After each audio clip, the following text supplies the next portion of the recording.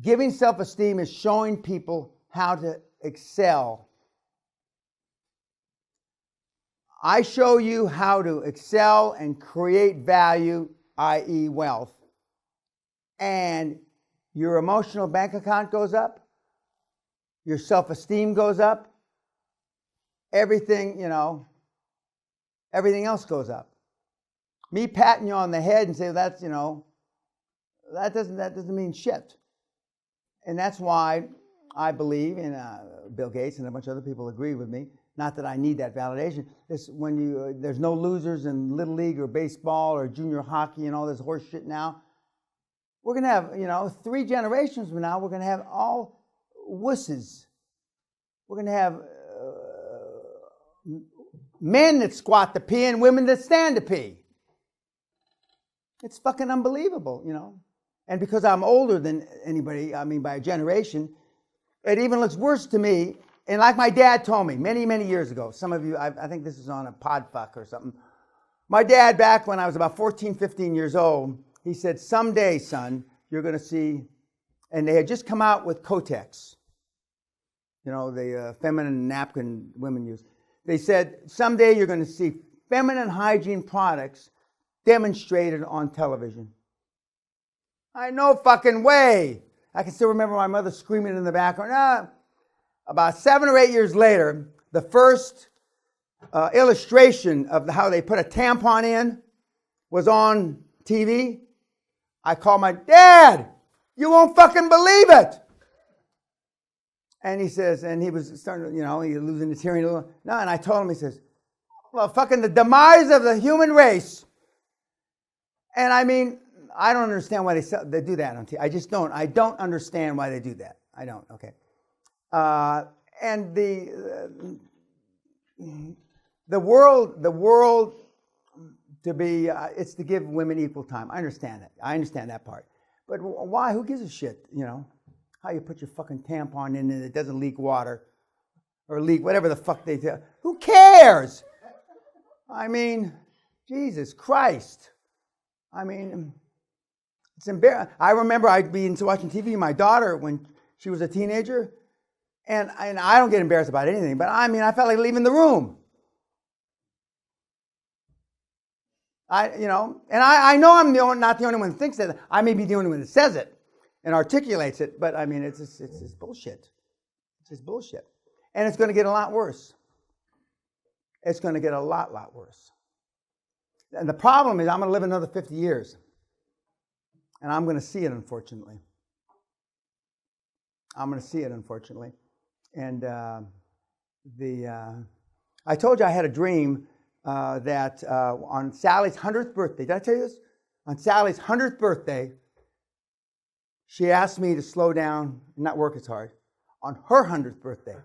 Now, Sally is significantly younger than I am, so, and I acquiesced in the dream anyway. That, okay, honey, I'll slow down a little. On her 100th birthday. Her 100th birthday is in 50 years. So, I might slow down in 50 years. No. And, oh Lord. Tonight we eat here, right? Yeah, you eat here. You have homework, which is...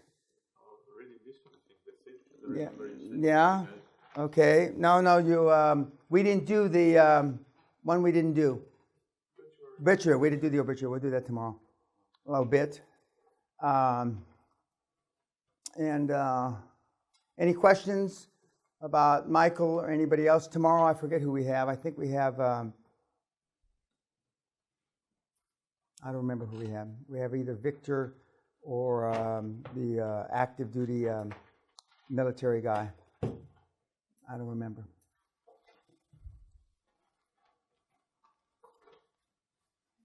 No questions? What? Oh, thank you. Okay. There's a plaque up there that says, don't tell me. Read that plaque, EJ, the one right there. That one. I'll tell you when I've spent enough legal fees. Keep spending. Okay.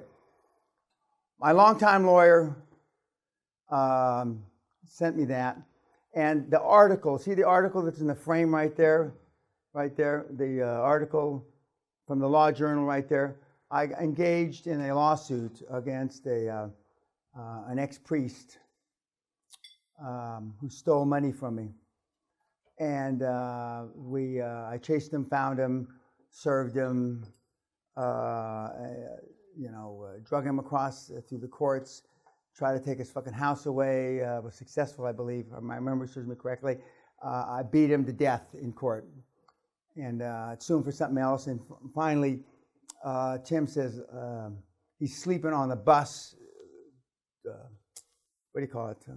bus bench at Greyhound bus. And Tim says to me, let him go, Dan. Let him go. I sued him for 5 more years. 5 more years.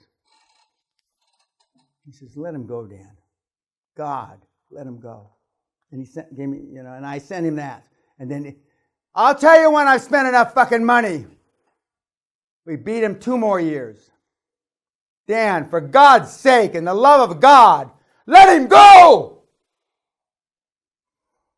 Okay, we'll let him go. And we let him go then. But I beat him literally almost to death in court.